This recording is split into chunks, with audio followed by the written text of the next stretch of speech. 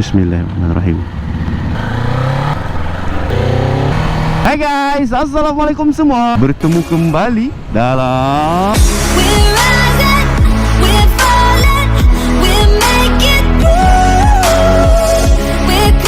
apa khabar korang? Aku harap korang berada dalam keadaan sihat-sihat hendaknya. Okay?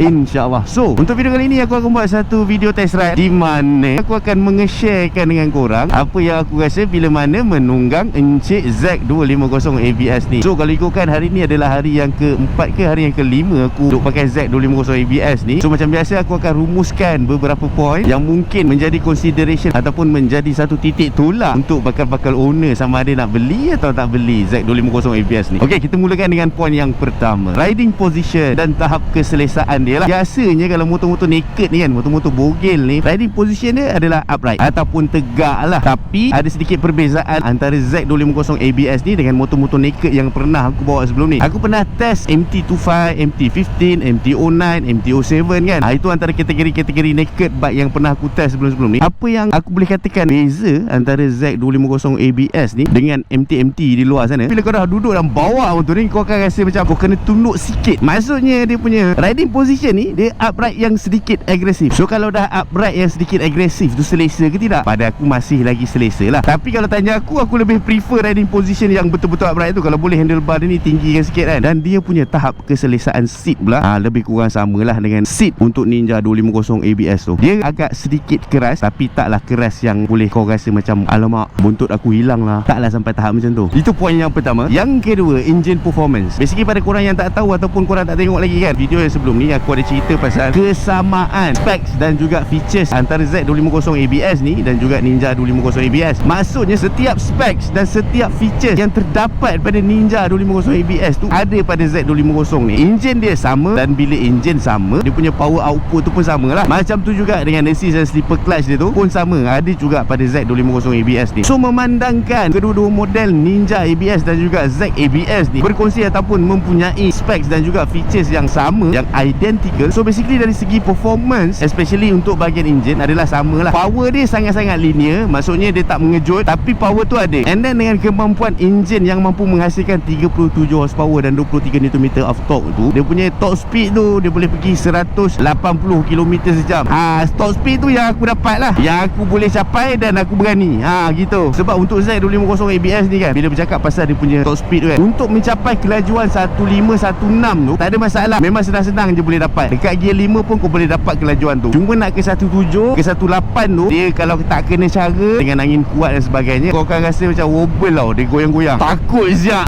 Aku dapat je 18 tu, aku terus tutup throttle, aku terus tegak. Aku dah tak berani lah. Sebab memang normal, mana-mana motor naked pun memang macam tu. Beza lah dengan Ninja. Sebab Ninja kan dia fairing kan. So kalau macam kau cruising dalam 16, 17 kau tak terasa sangat terkebelakang lah. Tapi kalau motor naked ni, ya Allah, kalau tak ada windshield memang mengucap panjang lah kau. Tambah-tambah kalau dapat rider yang macam aku ni, tahap aerodinamik dia sangat-sangat rendah. Lemak belah kanan, lemak belah kiri, atas bawah semua ada lemak. Memang rasa goyang dia tu lebih sikit lah. Tapi untuk 180 km sejam tu cukup power lah pada aku. Macam mana pula dengan keberadaan assist and slipper clutch pada transmission motor ni? Sejujurnya sama juga feeling dia macam Ninja 250 ABS. Tidak pernah lagi berlakunya tayar belakang locking secara mengejut bila mana aku downshifting secara tiba-tiba. Bukan itu saja, sama juga macam Ninja, dia punya clutch lembut and then proses upshifting pun memang smooth. Tak pastilah sebab motor baru ke apa kan, tapi to be honest, shifting dia memang sedap. And then untuk poin yang ketiga, dia punya suspension dan juga brake system. Suspension dia tidak terlalu lembut, tidak terlalu keras, memang sesuai sangat-sangat. Untuk motor-motor kategori sport ni memang kena suspension yang macam tu. Braking system ABS dual channel memang tak mengecewakan, memang berfungsi dengan begitu jayanya sekali. And then kita move on ke poin yang keempat, practicality. Okay, kita akan mulakan dengan dia punya fuel consumption. Untuk fuel consumption, aku ada cerita pada video aku yang lepas. Pada hari yang aku ambil motor ni, pagi aku ambil, lepas tu aku kerja, and then malamnya aku kena balik kampung. Tapi balik kampung tu, aku balik kampung, ambil barang, patah balik pagi. Basically aku menempuh perjalanan lebih kurang dalam 140-150 km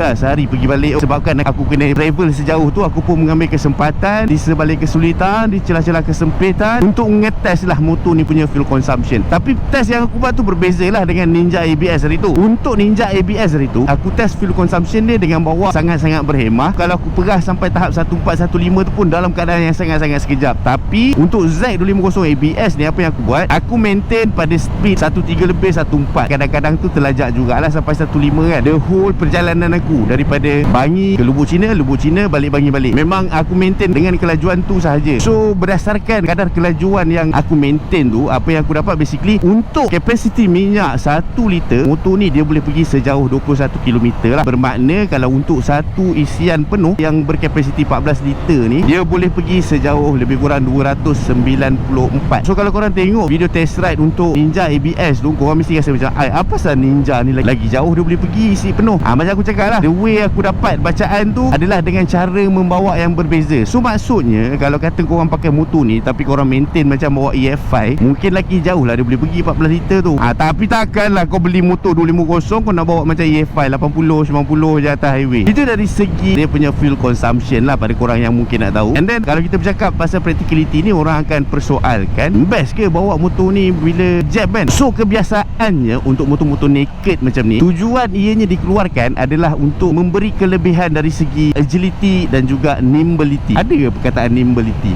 Tak kisahlah, tapi yang pastinya memang itulah sifat-sifat ataupun purpose of the making of the naked bike. To make the bike easier to maneuver, senang nak mencelah, senang nak mencilok, especially dekat traffic jam lah. Dan Encik Z250 ABS ni memang fit the purpose of the naked bike of the well-being. Sebab dia nimble, walaupun dia punya keringanan tu 2 kilo je kalau nak bandingkan dengan Ninja ABS. Tapi aku tak tahu kenapa bila nak mencelah tu memang senang. Ninja ABS tu pun senang juga, cumanya yang ini lagi senang. Samalah juga macam kalau kau compare MT Tupai dengan R2 Pi kan. MT Tupai tu nak mencelah lagi senang, lagi sedap. Memang lincah lah cerita dia, tapi taklah selincah motor-motor yang 150cc, motor-motor kapcai. It's just that kau boleh expect yang dia memang akan perform ketika celah-celah di tengah highway ataupun di jalan-jalan bandar. Gitulah lebih kurang. Macam mana pula dengan dia punya connect experience? Untuk point connect experience ni, memandangkan Encik Z250 ABS ni menggunakan sistem suspension dan juga tayar yang sama seperti mana Encik Ninja ABS tu, bila aku mengcorner ke sana ke sini, tak kisahlah low speed corner ke high speed corner ke, feeling yang aku rasa sama macam Ninja ABS tu, which is memang sting aku Yahoo lah. Dengan features assist and slipper clutch dia, dengan suspension system dia yang tak terlalu lembut, tak terlalu keras. To be honest, bila cornering tu memang rasa motor ni elok je terletak bila kau condong tu. Dia tak bergoyang, dia stable dia macam tu. Syok. Bila kau lean dan kau rasa motor tu stable, dia akan buatkan kau lebih confident lah untuk menghadapi ranjau-ranjau yang berliku di hadapan sana. Ditambah pula dengan nimble-nya motor ni, memang sedap lah. Kau dapat low speed corner yang twisted tu pun memang best gila lah nak main. Syok, serius syok. Okay, so dah berapa point tadi? Ada 5 point yang aku dah highlight tadi kan. Dan kebiasaannya bila keluarnya mana-mana motor baru, confirm akan ada soalan ni, bang, berbaloi ke kalau saya nak beli motor ni? Okay, bila cerita pasal berbaloi kan, banyak faktor yang kita kena consider sebelum kita decide nak beli apa-apa barang sekalipun lah. Yang pertama biasanya orang akan tengok pada harga lah. Untuk harga Z250 ABS ni sebelum rotek dan insurans adalah RM19,500 dengan tanda harga yang sebegitu rupa. Untuk segmen ataupun line up 250cc khususnya daripada brand-brand Japan kan, Z250 ABS ni adalah pilihan yang paling murah dan mampu milik lah. Dalam masa yang sama, walaupun dia punya harga adalah harga murah, kualiti dia tidaklah hauk kualiti Jepun tu. Harga Morenas, kualiti Kawasaki, mana kau nak dapat? Itu kalau kita bercerita dari segi harga lah. And then faktor yang seterusnya, siapa yang patut beli motor-motor macam gini, motor-motor 250 naked bike ni khasnya, ini pada pendapat aku lah, 250 ni yang 2 silinder ni kan, sesuai dibeli oleh mereka-mereka yang banyak main highway. Sebab kalau akulah akan consider naked bike ni sebagai option kalau aku nak riding experience aku tu lebih selesa dengan position yang lebih upright berbanding dengan motor-motor ataupun model-model sport bike yang lebih tunduk tu. Di samping itu juga, kalau kau pakai 2 silinder, bila kau main atas highway, dia taklah menung sangat. Kalau kau pakai Duke 250 yang single silinder tu, menung mat atas highway, especially kalau kau daily commute kau tu dalam 70-80 km sahala. So kalau kau banyak main highway, ambil lah yang 250. Tapi kalau kau banyak main dalam town, ambil yang single silinder tak apa, yang 250 single silinder ataupun 150cc macam MT-15 ke apa kan. Itu pada pendapat aku lah, golongan-golongan yang sesuai untuk beli motor-motor 250 2 silinder macam ni. And then bila bercerita pasal long distance commute kan, motor ni sejujurnya pada aku, dia selesa kalau kau cruising dalam kelajuan 140-150 tu, rasa selesa lagi lah, rasa okey lagi lah. Cumanya bila kau dah start nak masuk ke 16-17 tu, kau akan rasa rintangan angin yang tidak berbelah bahagi lah dekat kau. Yang tu akan menjadi antara faktor faktor yang membuatkan kau cepat penat lah bila kau long distance. Solution dia senang je, pasang lah windshield. Kalau dapat yang lagi tinggi tu lagi bagus. Itu je solution dia. Motor fairing tu kau tak rasa penat melawan angin, tapi kau penat maintain position yang tunduk tu. Itulah dia ada pro dengan con. Setiap kejadian tu dia mesti akan ada baik dekat sini, tapi dia tak berapa nak baik kat sini. Macam tu lah. Okay, so macam mana pula dengan pendapat korang? Adakah korang rasa Z250 ABS ni berbaloi untuk dimiliki? Kalau korang rasa tak berbaloi pun, kisah berlaku. Yang penting video aku dah post. Okay, so okay lah guys, aku rasa cukup sampai sini dulu video aku untuk kali ni. Pada yang sedang menonton, aku cakap banyak terima kasih. Jangan lupa untuk klik like, share, komen dan juga subscribe pada yang belum subscribe. Pada yang dah subscribe, aku cakap banyak terima kasih juga atas sokongan korang. Akhir kata, sehingga kita berjumpa lagi di lain video. Assalamualaikum. Bye bye.